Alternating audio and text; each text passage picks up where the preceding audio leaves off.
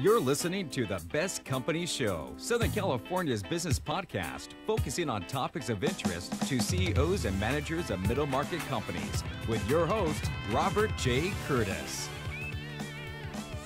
Welcome, everybody, to this edition of the Best Companies radio show and podcast. This is our first premiere show, and I have a phenomenal guest with me, and I'm really excited about being here. I am your host, Robert J. Curtis, and I'm glad you're here watching and listening to us. This is our very first show, and it's a good premiere show. Richard Franzi, is a best-selling business author, keynote speaker, CEO Peer Group Chair, and podcast host right here on OC Talk Radio. And I met him, coincidentally, by being one of his guests on the show. And it's been a phenomenal relationship ever since, and so I'm very happy to have Rick. I'm very happy to be here as well. Thank you. Wonderful. So what I'd like to do, since this is our premiere, and since you have much more experience doing this than I do, and because you know me well after several months of being together and working together, I'd like you, Rick, to be our guest host today. And what I want to do is turn the tables. I'm not going to interview you. All right. I want you to interview me. Okay. Okay. And I also want you, at the end of the show, to throw what we hopefully will become a tradition here, which is our hot seat question. I want you to throw a hot seat question at me about something in the news that is relevant to business and people management. And if you could, throw it right back.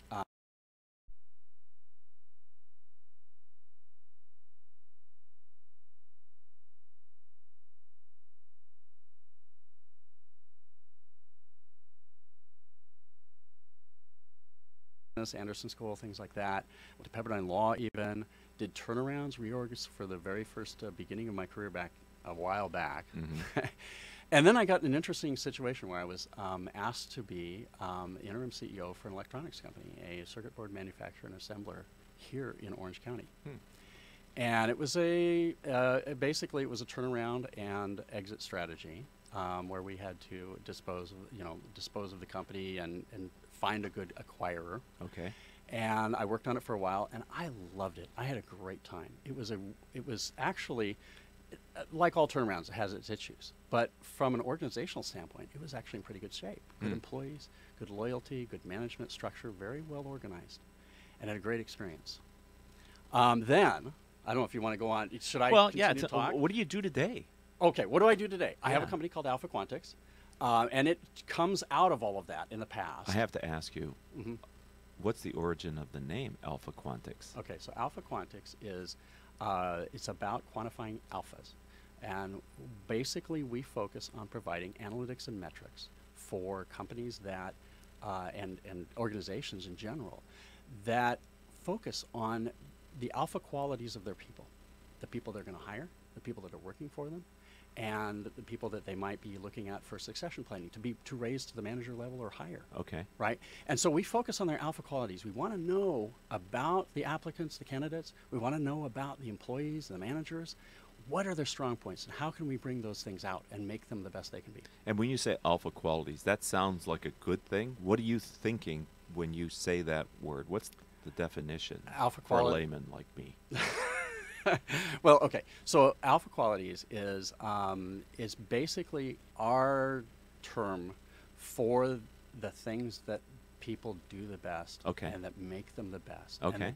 And it mostly focuses on soft skills qualities. All right. Right. You know, everybody has a briefcase. Everybody has experience and everything else. You assume that when you're in the job and workplace that you already have what it takes on those parts of that background. Okay.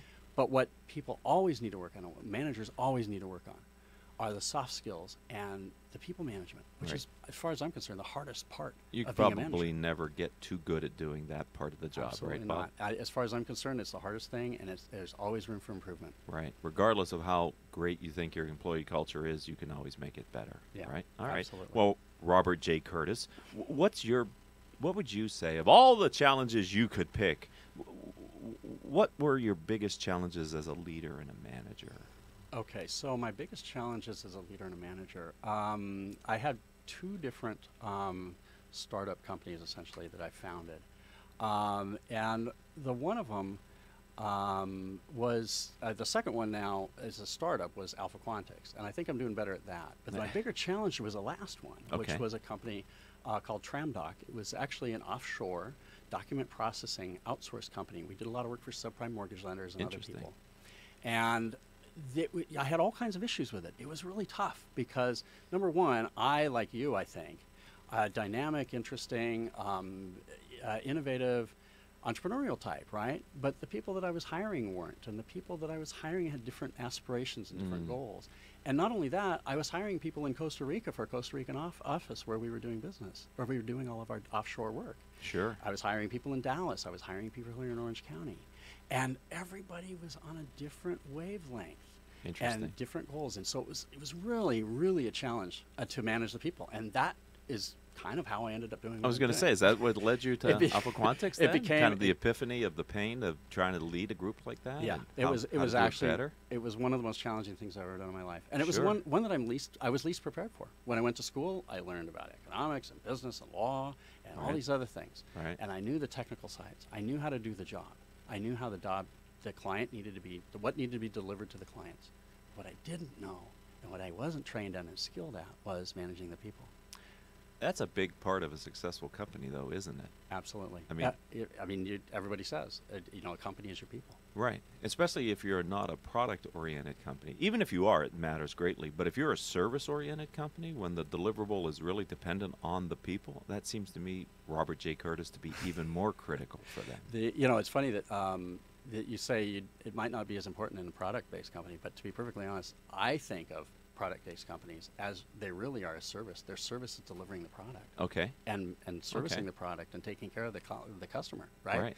So the product is the intermediary, but it's all about the service. So yes, it's just as equally important. So let's talk about Alpha Quantix. Okay. What do you do? Okay, let's leave that on a thought because we have to take a break real quick. Oh, we do? Yeah, Okay. we're already there. Anyway, but what we'll do is hang on to that thought, and we'll come back in a couple of minutes, and really briefly here, for a short commercial break, and the commercial break will be about me and Alpha Quantix. So it'll give you a little bit. Actually, this commercial break is about me and being a speaker. Oh, okay. And then after that, we'll talk about Alpha Quantix. Okay. Awesome.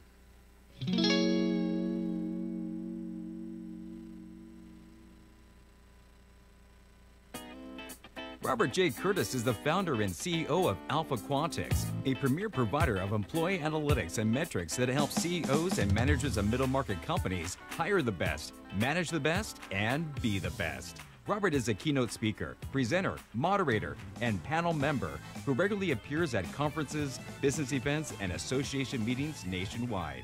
His presentations provide powerful information that gives CEOs and managers of middle market companies valuable insights to improve their hiring and engagement skills. If you'd like Robert to make a personal appearance, he can be contacted by visiting his show's website, bestcompanyshow.com, or by emailing Robert at info@bestcompanyshow.com. Welcome back to the first edition premiere episode of the Best Companies Show. And actually, let's call it the full name is the Best Companies Radio Show and Podcast. But for short, I'll call it the Best Companies Show from time to time. I'm your host, Robert J. Curtis. And just want to let you know that you'll be able to listen to this show and our future shows on iTunes, iHeartRadio, Stitcher, and many of our guests' websites as they come in. Hopefully, Richard, you'll be putting us up on your website. Sure. Anyway, so, and with us today is our guest host, Rick Franzi. And hopefully you've heard all of his great credentials. Actually, we should talk about you for a minute, but maybe we'll do that a little bit later. Whenever you're ready. Okay. And because I should have done that in the beginning, is to introduce you and talk about your credentials, because you have stellar credentials. So let's get to that.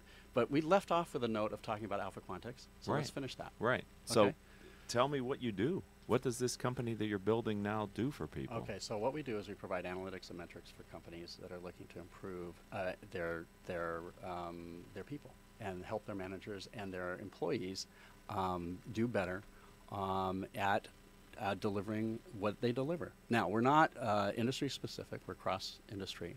What we do is we provide soft skills analytics, culture analytics, engagement analytics, things like that. And then we help get managers focused on the better ways to measure those and measure their performance, so the metrics side of it, which is very important, because having analytics and knowing your people is one thing, but benchmarking and this and actually working on a methodology to improve whatever issues you may have or whatever characteristics you have is just equally important, probably even more important. So why, in your opinion, is it important to have a wide range of analytical tools that you can bring into a company to help the managers and leaders? Oh, because every company has different issues and different things going on. So, so do you sort of advise on, based on understanding the situation, which of the many tools you could bring in would be the most appropriate to help the leaders? That's the idea. Okay. Typically, I've asked and I'm brought in because there's a specific issue that's an area of concern,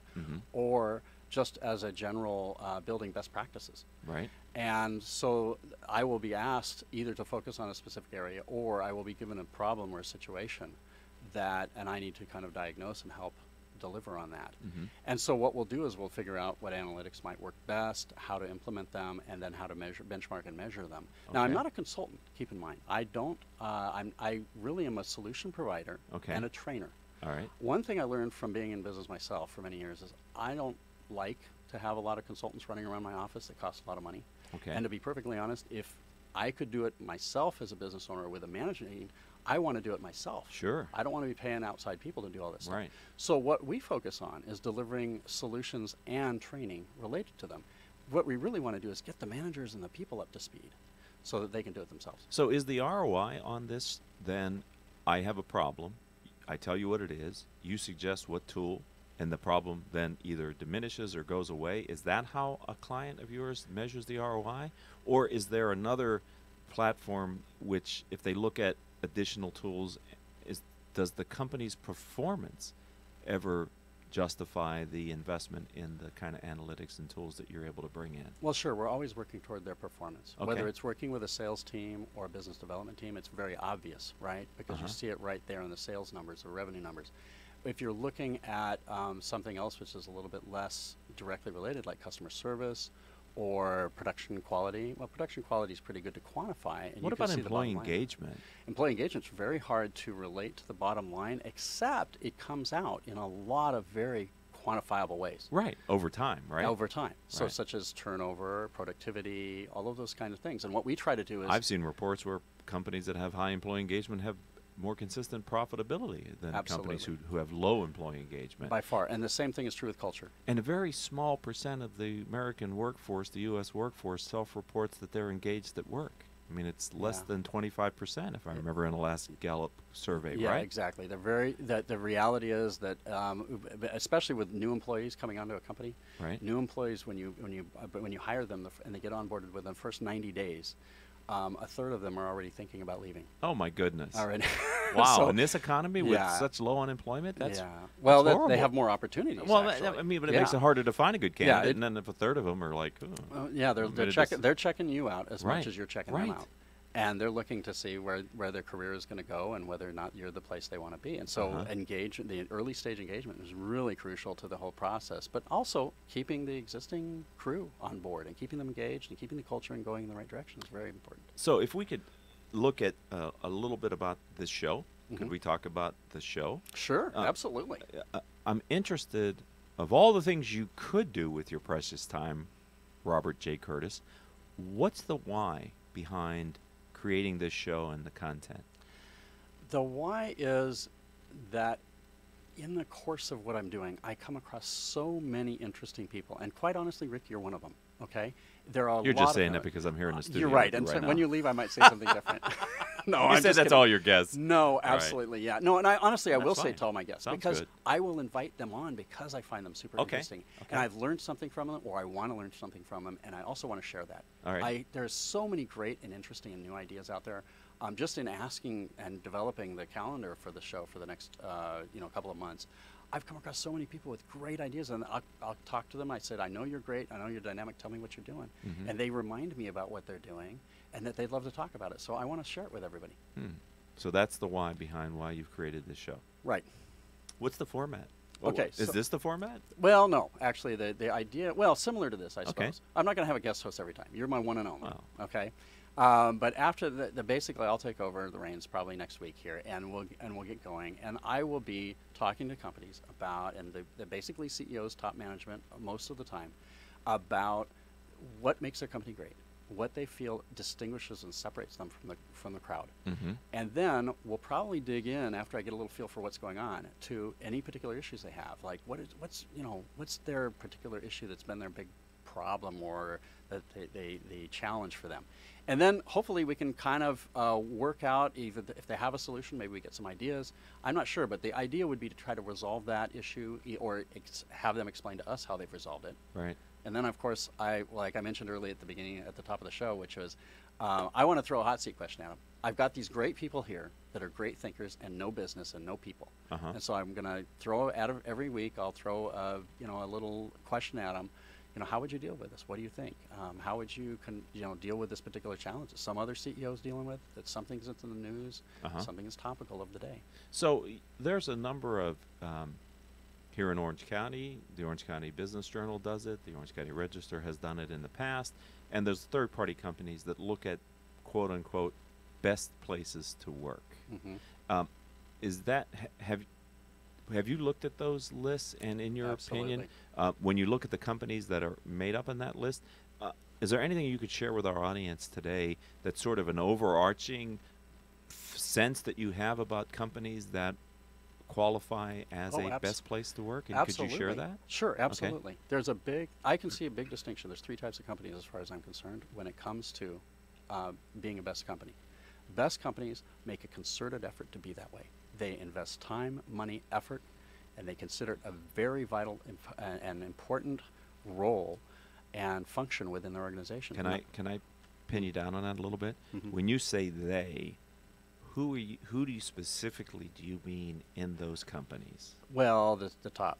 Right. The top Okay. brass. So tone Yeah. at the top. Yeah. It comes. This that isn't comes something you delegate No. to This your is- HR well, department. Yeah, only. not the responsibility for it. Right. Or the Well, the I care see. of feeding of it. Exactly, the care and feeding of it. It comes from the top, and it has to be ingrained. Sometimes, hopefully, it's ingrained in the culture too, but it has to be a concerted effort and top down for sure. Right. But the bottom up has to deliver too, and so it has to be a company-wide kind of initiative. Well, I'm Okay. glad you said that because it is my opinion, working with medium-sized companies as I do here in Southern California, that what the boss considers important, the organization focuses on. Absolutely. And if they truly view culture as an important differentiator and creating a work environment that could be qualified as a best place to work, then the culture conforms around that. If Yeah. they don't, or it's a lip service, employees quickly figure that out, and it actually is a disincentive to creating a best Right, place to work. Is that Which leads me to talk about the 2 other kinds of companies. We focus right on the best companies. Yeah. Obviously, we want to learn about that, and we want to be that way. But there are the lip service companies, the companies that say they're doing it and might have some HR initiatives to do diversity or whatever, but Right. they're not really doing something that's effective or meaningful. And then there's the companies that are just focused on penny pitching and getting the most out of their people for the least amount of money. And unfortunately, you can see that in the bottom line of the company. You can see it in the turnover ratios. The companies, they usually have a lot higher turnover. Companies, people are leaving because they're looking for better opportunities. And a better opportunity isn't necessarily a better paycheck. It's a better culture, Interesting. more engagement, personal values, and various other things factor into that. So that's what we Okay. look at. one of the things that I find fascinating about these surveys, like the Gallup Q12 survey, is that the employees will tell you the truth about engagement if you just ask in a way that they feel is safe to respond. Right. Right? Absolutely. So the simple activity of asking people how engaged they are in the workforce can really help you as a leader figure out, do I have an engaged workforce and what should I do? Absolutely. Okay, so now that we've talked about me and my company, let's move on. Okay. I want to talk about you a little bit, something right. I should have done at the top of the show, and I apologize. But I want to know about you. I want to know what you're doing. I know you have a new book out. I ordered it, and I got to admit it. I only read the first few pages because I've been so rushed. And what do you think of it so far? It's phenomenal. Did you Actually, read the foreword by Marshall Goldsmith then? If you've read the first few pages, that's right at the front of the book. Actually, you know what? It's funny because I skipped over that and I went straight to the content. Okay. I'll go back and read that. Okay. Well, Okay. I like the content too. So you must be reading the story about Pepsi in the Philippines then, Yeah. and the issues that they have. Yeah, Okay. and I just started digging into it, and I want to finish it, but I've been really busy. But it is number one. Actually, it's the number one book on my list right now. I finished another one Okay. right when I ordered yours, And once I finished that one, I started digging into yours. So I'm looking forward to it. Will you write a review on Amazon after you're finished? Absolutely. Thank you. I Okay. appreciate it. And what else are you doing? Tell me about it. So I've written 3 books. Killing Cats Leads to Rats is the Okay. 3rd book in the trilogy so far. The first book was on the power of peer learning, kind of why I do my radio show and podcast. Okay. I believe we can all learn a lot from each other if we just have a safe space. You know, it's to funny. do I haven't that. read that book. I probably should have before I You did the should. show. Yeah. It's Okay. called Critical Mass. And Oh then- no! Oh, that's the one you're referring to, the Critical Mass book. Yeah, my Oh, I first- have read that my one. first book. I thought there was another in between. There is, and it's really a series of excerpts of radio show interviews that I've done over the years here on octalkradio.net. Okay, It's about CEOs guiding principles. That's the one I haven't read Yeah. yet. I want to get to that. Okay. Well, Okay. read them all, Robert. Okay. That would be great. Okay. So, is there anything else you want to talk about? Tell us that it's coming up or news for Well, you? I'm looking at building a virtual peer group for solo entrepreneurs and entrepreneurs in the gig economy. I'm interested to see how online peer learning goes. As you know, because you're a member in one of my in-room, I've been doing that for 10 years, very successfully. I want to expand the business to include entrepreneurs who would want to use technology as a way to create a virtual peer group. So that's my latest venture that we're working on. Okay, great. Now we're going to come back to that. I want to give everybody contact information for you, how to Okay. reach you. Thank But you. before we do that, before we leave, throw a hot seat question at me, okay? Have you had time to think about something? I have, and I've done a little bit of research. It's not hard because it's all over the news, both online and on the air, and it really relates to Elon Musk and Tesla. Okay. Okay, very high-flying entrepreneur who's solving huge critical problems he believes for mankind, but the operating performance for his companies has been less than stellar, especially with the announcement of their new vehicle in the Tesla line, the Model 3. Right. From your perspective, looking at culture and leaders, can you share your perspective on Elon Musk as a leader of Tesla, Solar City, and the other ventures? Okay, that's a softball question for me, and I'll Is tell it? you why. I Because thought I was of my putting you pre- on the hot seat, I, man. no, and I'll tell you why. Actually, it is a hot seat question, but for me personally, it's a softball because I have been there and I've dealt with so many clients with the same issue. What is that? The issue is this: the kind of people like that are, that found companies that are creative entrepreneur types are different. Okay, they're not like the rest of us. And honestly, Rick, I'll tell you right up front, I consider you to be one of those people. I like to think of myself as one of those people, but but the difference is that we have an internal motivation and internal guide that is our message and our purpose, our why. Sure. Right? Sure. Well, the problem is you have an organization and you have investors and you have customers and everybody else who they don't necessarily share the same why. And they don't have the same perspective. So they have different agendas and different needs. And you have to bridge that gap.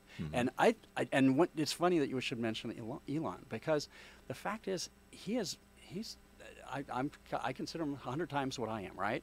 If not more, by what he's delivered and what he's done. But there is a big gap between him and the people he's dealing with, both internally in the company, the investors, and the customers, like I said. And they really need to work on bridging that gap. I mean, that's what I do. I have other clients with the same situation. I had the same problem when I was dealing with Costa Rica. I had an agenda, I had a purpose, I had a meaning, but it was really hard for me to bring the troops along, build that culture, build that engagement and everything, keep them going. And it all resonates and it all comes out the same way. So yeah, he's an amazing guy. And he's doing great things, and he's having issues on the financial side or whatever, but he's also got the whole company that he's got to deliver to, and it's a tough challenge. Can you speak to the amount of internal stress that must be on parts of Tesla, having had the CEO make such great statements about the volume they were going to be able to deliver of the Model 3, and the facts that they have had significant challenges making this product using as much automation? I can only imagine the tenseness that must be within his management team and operators who want to meet his stated goals but are having one hell of a time, it appears, doing it. Yeah, and it's funny. I'm not internal to them, and I don't know what's going on. Right. They're not a client of mine or anything. But so I'm looking from the outside, Right. and I look at the outside, and it's a common problem of the overpromising and under-delivering, because you have to work out. You have to balance that. And Right. although he wants to be there, that it might not be technologically possible or deliverable, and that's another common problem with companies. I deal with that all the time. More often you see it. Well, actually, in technology companies, it's delivering on the technology, but also in every company, it's delivering on the sales performance and revenue. The sales guys are out there pushing it. Oh, I can sell as much as you want me to sell, but the manufacturing side or the service side, they're restricted by the constraints of the actual performance, the actual delivery, and it's a constant battle between the two. And he's in the heart of it in the crunch time, and it's very tough. Yeah, I would think that would pit people against each other, though, too, if you're not careful. Yeah, absolutely. Oh, Rick, really quick before we wrap up, can you tell us, everybody, how to reach you, and then I'll tell everybody how to reach me. Oh, thank you. That's nice. If people would like to learn more about what I do, I'd ask you to go to LinkedIn. Let's start the conversation there. I'm Richard Franzi, F-R-A-N-Z-I, Richard Franzi. I'm in Orange County, California. If you would reach out to become a first-level connection, we can start to have a conversation and talk about the power of peer learning or the unintended consequences of business decisions. Wonderful. Thank you for your time today, Rick. I really appreciate you coming in. Thank you. I'd like to thank our engineer, Paul Roberts, along with our producer, Roland Canamar, whom we wouldn't have a show without his help on the back end. If you'd like to connect with me through social media, you can do the same as with Rick. Reach out on LinkedIn. That's a great place to start.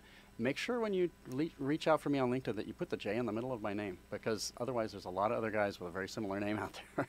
So Robert J. Curtis.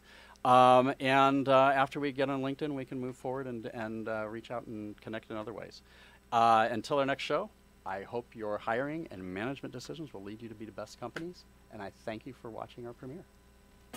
You've been listening to The Best Company Show, Southern California's business podcast, focusing on topics of interest to CEOs and managers of middle market companies, with your host, Robert J. Curtis.